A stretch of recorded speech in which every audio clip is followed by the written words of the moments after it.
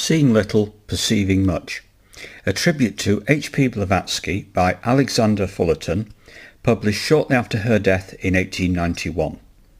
Read by Dave Marsland of Cardiff Theosophical Society. Seeing Little, Perceiving Much. Any valuable tribute to the character of Madame Blavatsky can come only from those who knew her far better than I. Yet no one who knew her at all can be without some incidents or impressions illustrating the many-sidedness of the most marvellous personage of the century. I well remember my first words with her in August 1887.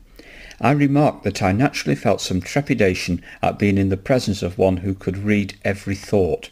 She replied that such an act would be dishonest.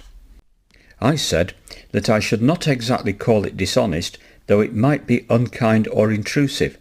She answered no, that it would be dishonest, that she had no more right to possess herself of another person's secrets without his consent than of his purse, and that she never used the power unless either the person himself requested it or the circumstances were of a kind to make it imperative.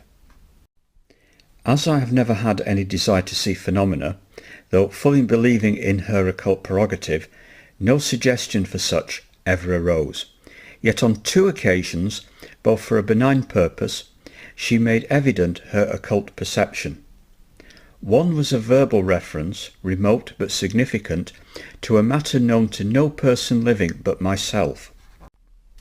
I was at the moment so astounded that I said nothing, and the subject was never reopened, a reticence I now regret, since unrestrained conference might have resulted in great benefit to me, as was surely her design. The other occurred in a tender and beautiful letter cautioning me against misjudgment, and quoting a phrase I'd used in writing to an American friend. As if to make certain to me that she spoke from occult knowledge, she added that I had used that phrase on the same day when happened an exceedingly trivial incident consequent on my stooping to pick up an article dropped on the floor. Now, dates showed that the phrase could not have been repeated to her in time for her letter to me, and, in fact, I have since ascertained that it was never repeated to anyone.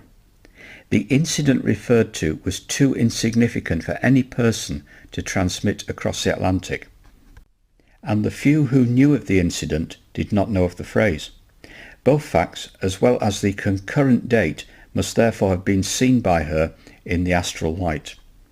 A stay of over 3 weeks in her household during March 1889 brought me more closely in contact with Madame Blavatsky, and fits me to perceive how true are the certifications of her character by those who have been nearest to her.